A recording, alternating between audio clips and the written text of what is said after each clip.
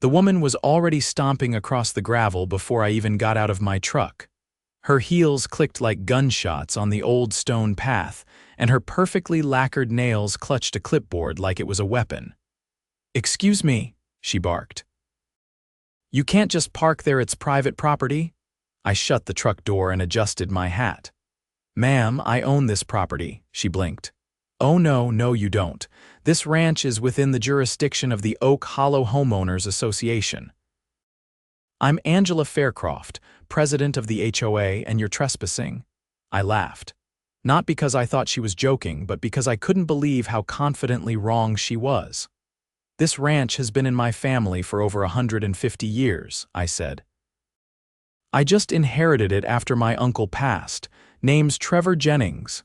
Angela stiffened. "That may be so, but you still have to follow our covenants. We have rules about fencing, livestock," and she scanned my truck like it offended her personally. "Unauthorized vehicles."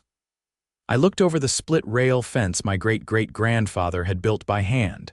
The cattle out in the field hadn't changed much since the Civil War. The only thing new here was Angela and her clipboard. "You're mistaken," I said flatly. "This land predates your HOA by a century and a half. It's not part of any subdivision." Angela's lips curled into something between a sneer and a fake smile. "We recently voted to annex the surrounding properties for beautification purposes. Your land is now within Oak Hollow's extended boundary. You can't just vote to absorb someone's private land." She flipped through her clipboard like she was looking for a loophole she'd scribbled down. "Actually, we can. The association purchased the wooded lots adjacent to your eastern boundary, and that gave us jurisdiction to expand." I took a slow step toward her. "You do realize what you're doing is illegal, right?" Her voice got haughtier. "You clearly don't understand how HOAs work." "We have legal counsel. You'll be receiving a fine for non-compliance. That barn roof alone violates 3 ordinances." I could feel my jaw tightening, but I stayed calm. "Look, Angela, I'm not just some guy with a cowboy hat and a deed. I'm the governor of this state." She blinked again. This time much slower. "You're, what? Governor Trevor Jennings, sworn in last January. You might have missed the news while you were busy policing lawn gnomes." The clipboard trembled just a little in her hands, but Angela wasn't the type to back down. "Well, governor or not, you'll be hearing from our legal team. You can't just ignore the rules like some outlaw." I turned and walked toward the porch, boots crunching on the gravel, and tossed back. "Then I guess I'll be waiting for that letter." Right next to the fireplace where I burn junk mail. Behind me, I heard her furious huff, followed by the sharp snap of her heels retreating down the path. I knew she wasn't done. She was the type who'd rather dig a deeper hole than admit she was wrong. And I had a feeling she'd be back with trouble. But what she didn't know was that I had cameras, documents, and a legal team of my own. And I wasn't going to let a power-hungry HOA president strong-arm her way onto my family's land. Not a chance. By the following morning, I had 3 things. A fresh pot of black coffee, the original surveyor's map dating back to 1873, and a phone call from my state attorney general, who also happened to be an old college buddy. He laughed harder than I'd heard in years when I told him about Angela's little annexation fantasy. "She really said that?" he choked out. "Word for word," I said. "She thinks she can expand HOA borders like she's building a theme park," he whistled. "You want me to send someone from the land registry to set her straight?" "Not yet. Let's give her a little more rope. I've got cameras up on the fence posts. Let's see how far she wants to push this."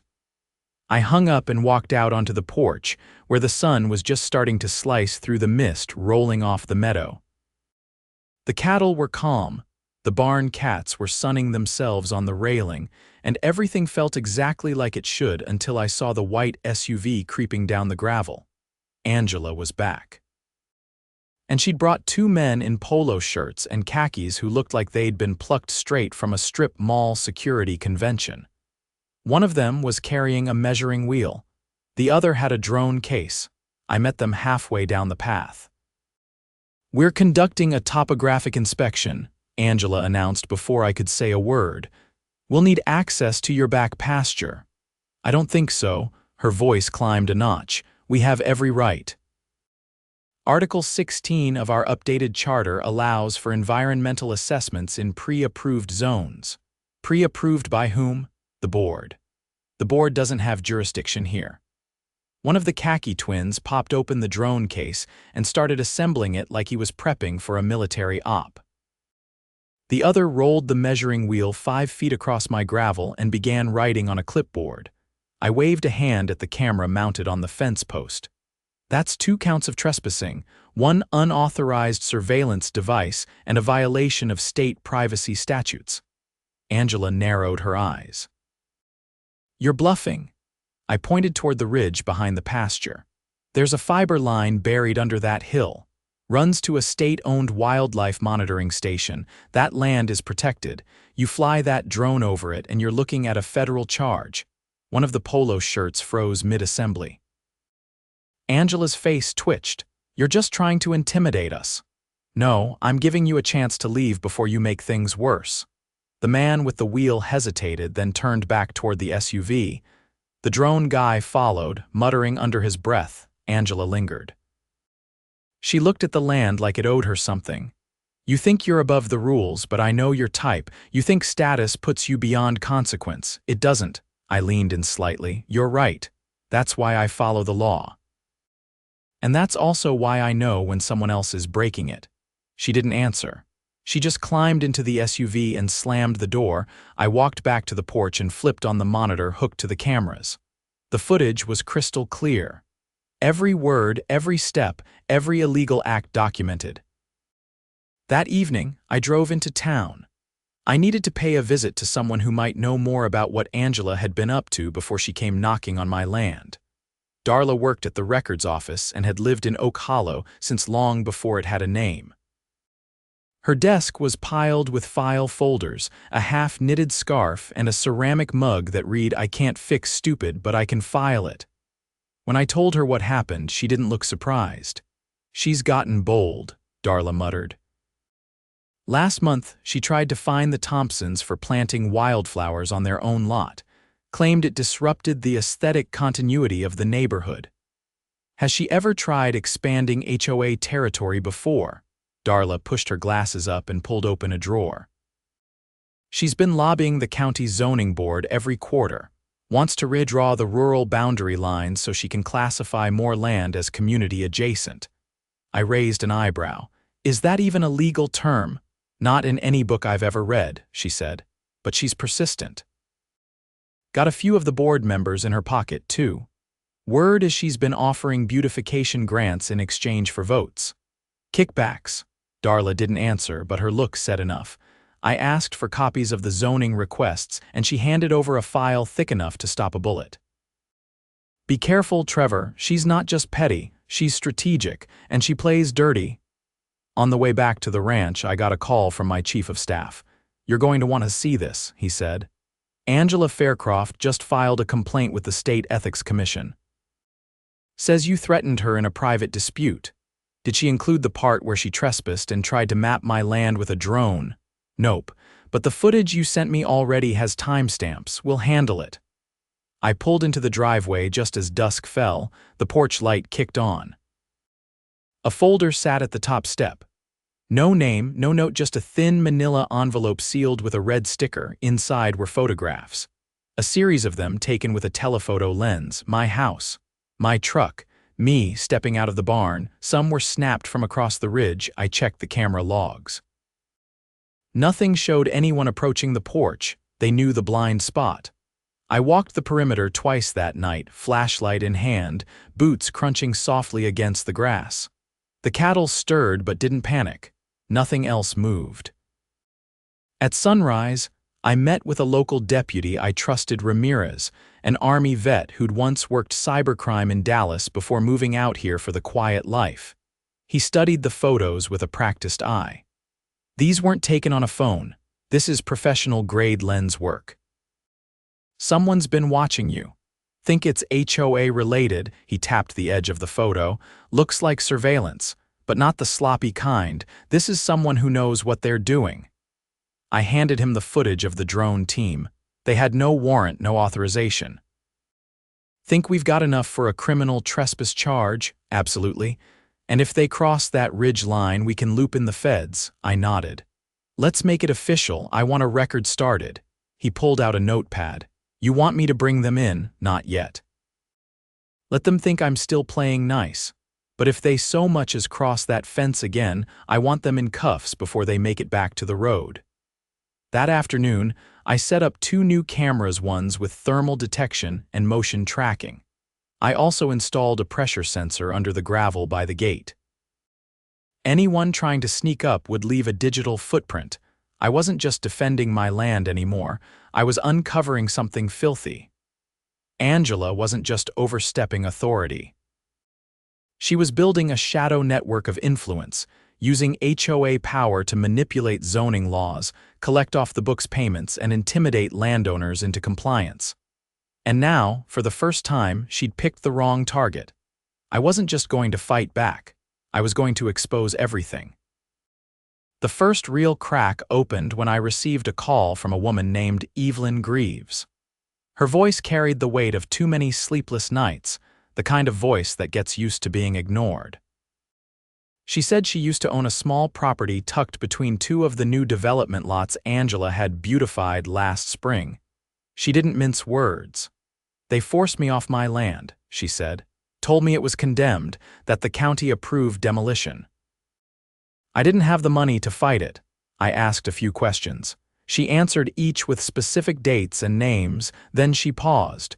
You're the first person I've told this to who didn't hang up. I told her to meet me at the courthouse. Not the flashy state building in the capital, but the old brick one in the center of town, where the floors still creaked and the records clerk still hand-stamped every document.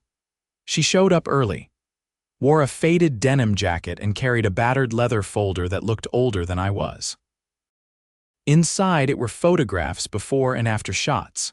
Her little farmhouse with a red door and ivy curling up the porch rail. Then, a month later, just rubble. The demolition notice had no county seal. In fact, it was written on Oak Hollow HOA letterhead, signed by a compliance director who, when I ran the name, didn't exist in any public record. I took the folder, thanked her, and promised I'd look into it. But I already knew this wasn't an isolated case. Back at the ranch, I called Ramirez again. I need you to run a list of all properties acquired by Oak Hollow over the last 2 years. Look for foreclosures, condemnations, demolitions, anything that didn't go through official county channels. He whistled low. You think they've done this more than once? I think Evelyn is just the first person brave enough to talk.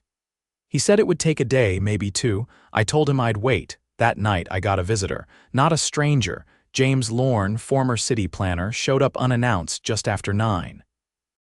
He was dressed too sharp for a casual visit, but his hands shook when he handed me a sealed envelope. I was on the zoning board until Angela had me ousted, he said. She pressured 3 of us to approve boundary expansions. I refused.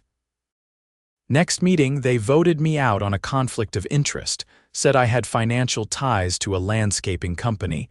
I've never even owned a lawnmower. I opened the envelope. Inside were internal memos, copies of emails and budget requests from Angela marked for beautification project phase 4.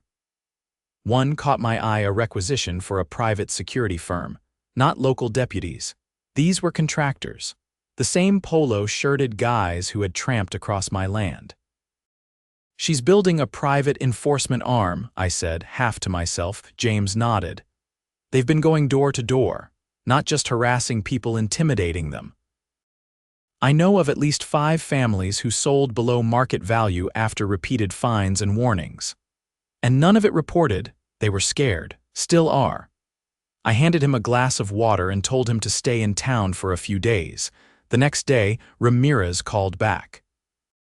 I pulled every property transfer associated with Oak Hollow, 17 in 2 years. Of those, 9 were flagged as condemned, but the county has no record of official inspections or health violations. And the demolition crews, all subcontracted through a shell company registered in Nevada. No local licensing, no permits. I let that sink in. Send everything you have to the Attorney General's office, mark it urgent. He paused. You think this is going federal? It already is. I didn't wait. I drove straight to the state capitol, bypassing my usual schedule. I met with the AG in his office, shut the door, and laid down everything: Evelyn's folder, James's documents, Ramirez's findings. He didn't need convincing. This is racketeering, he said. Housing fraud, abuse of power, coercion, probably money laundering if those shell companies are real. Then let's move, he nodded. We'll need to coordinate with state police and the U.S. Attorney's Office, but I want this airtight. 3 days later, Evelyn called again. Her voice was different this time, not scared, furious. They're watching me, she said. There's a black SUV parked across from my sister's place, same one that followed me to the grocery store yesterday. I told her to pack a bag and drive to the ranch. I had state troopers stationed at my gate now and thermal sensors mapped to my phone. She'd be safer here than anywhere else. She arrived just before sunset, shaken but composed. I gave her the guest room near the back where the windows overlooked the creek. She didn't say much, just thanked me and asked if the door locked from the inside. That night I met with Ramirez and 2 investigators from the AG's office. We reviewed the drone footage, the trespass logs, the property fraud reports. Then we laid out the plan. They needed something incontrovertible. A live violation. A catch in the act moment. I had an idea. We prepped the eastern edge of the property near the ridge. I placed a small utility trailer there just visible from the road. I left it unlocked and parked a truck beside it with a fake invoice taped to the windshield, marked Survey Equipment Drop Site. Then we waited. 2 nights later, motion sensors triggered at 1:30 in the morning. The cameras caught 2 figures in dark clothing, no lights, moving across the fence line. One held a crowbar. The other carried a small bag I recognized from drone ops. Within moments, the troopers swept in silent, coordinated. The 2 were cuffed and read their rights before they even understood what hit them. Turns out they weren't just HOA contractors. One had a record breaking and entering insurance fraud. The other had worked for a private property reclamation firm in Arizona that had been shut down for illegal evictions. Angela was losing her grip. When the arrests made the morning news, she spun a press release claiming the men were rogue enforcers acting without HOA authorization. Problem was, their paychecks came from the same Nevada shell company linked to her requisitions. James confirmed the signature. Evelyn recognized one of them as the man who handed her the fake condemnation notice. The AG's office moved fast after that. Warrants were issued. Bank accounts frozen. Angela's house was raided and her personal laptop seized. Investigators found encrypted files, photos of properties marked with red X's, and a spreadsheet titled Reclaim Targets Q3. She was arrested the next morning charged with conspiracy, fraud, racketeering, and unlawful surveillance. The charges kept stacking as more evidence poured in, but the damage wasn't just legal. The HOA board crumbled. The vice president resigned after emails surfaced showing he'd purchased 2 of the condemned homes at a fraction of their value. The treasurer vanished entirely, last seen boarding a flight to Belize. I held a press conference on the courthouse steps not as governor but as landowner. I didn't invoke titles. I didn't gloat. I just laid out the facts. This was never about property lines. It was about control. About power being used as a weapon against the people it was meant to protect. That ends today. People clapped. Some cried. Evelyn stood in the front row, arms crossed, eyes locked on mine with a quiet kind of gratitude. That afternoon, the county zoning board reversed every annexation Angela had pushed. The properties were returned to their previous designations. Those who had lost land would be compensated, and the Oak Hollow HOA dissolved by court order. Permanently. The ranch was quiet again by the end of the week. Just the wind in the grass, the low bellow of cattle, and the faint buzz of cicadas. I sat on the porch with a mug of coffee watching the sun drop behind the ridge. No SUVs, no drones, just peace.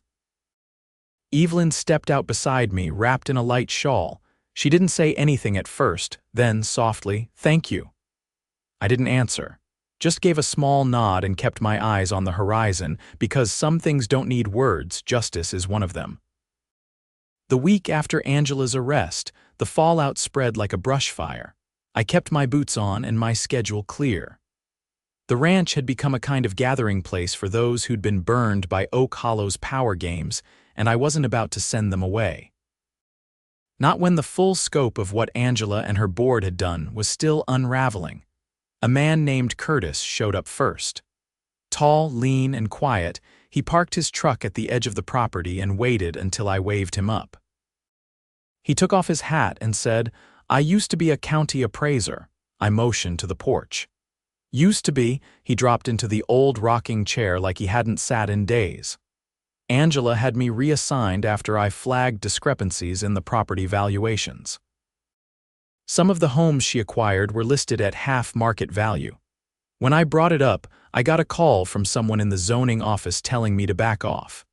Next week, I was moved to another district. I asked who made the call.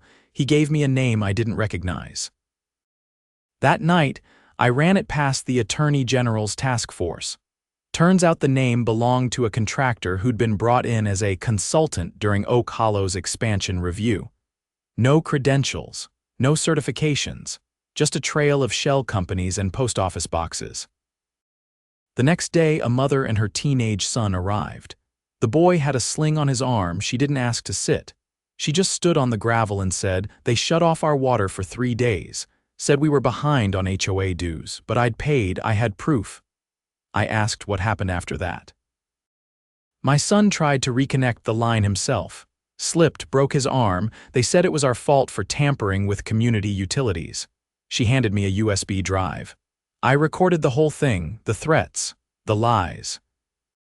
I didn't know where to go until I saw what you did. I passed it to the investigators the same afternoon. They were already building a timeline.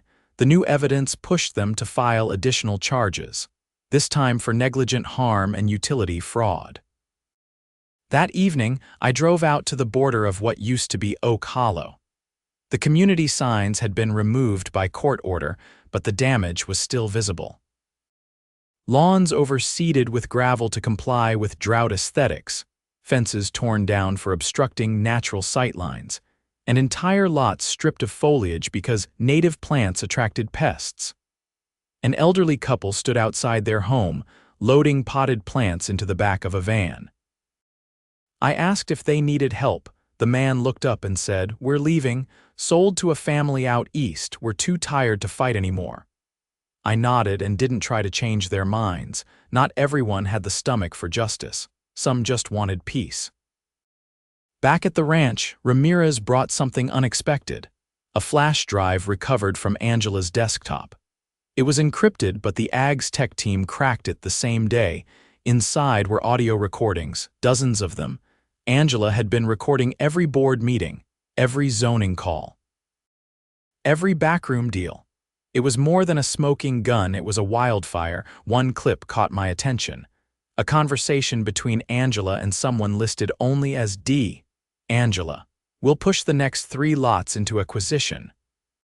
If they don't comply, we'll issue maintenance liens and let the clock run out." D.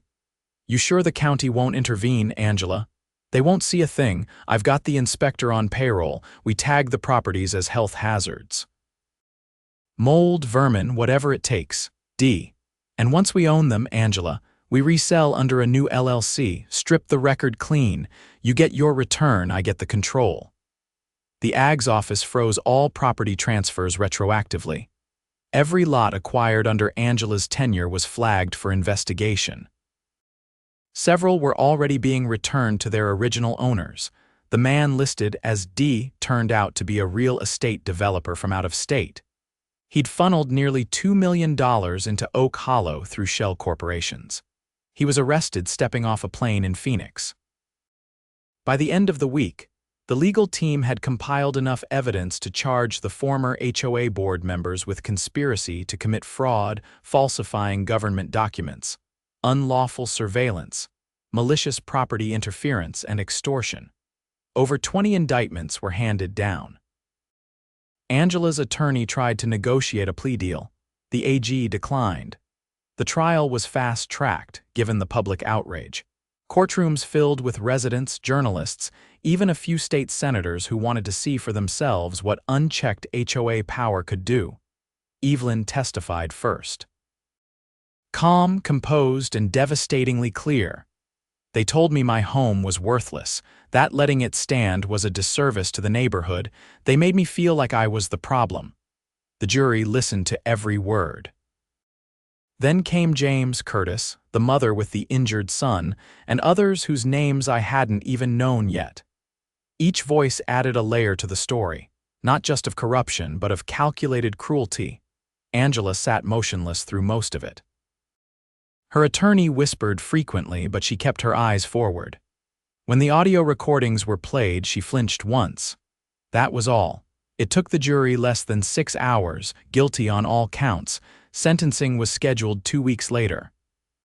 She faced decades in prison not just for what she'd done, but for how long she'd done it without remorse. Meanwhile, the state legislature drafted a new bill, one I helped shape personally. It would place all HOAs under state oversight, require annual audits, cap fine amounts, and ban annexation of properties without unanimous consent from landowners. It passed unanimously.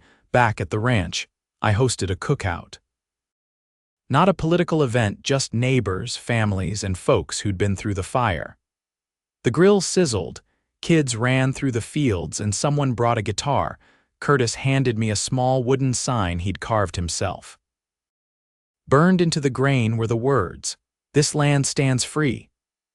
I hung it on the porch beam before the sun went down. Later that night, I walked the fence line alone, just to see if the quiet had returned. It had no trucks, no flashlights, no strangers lurking in the brush. The air was still.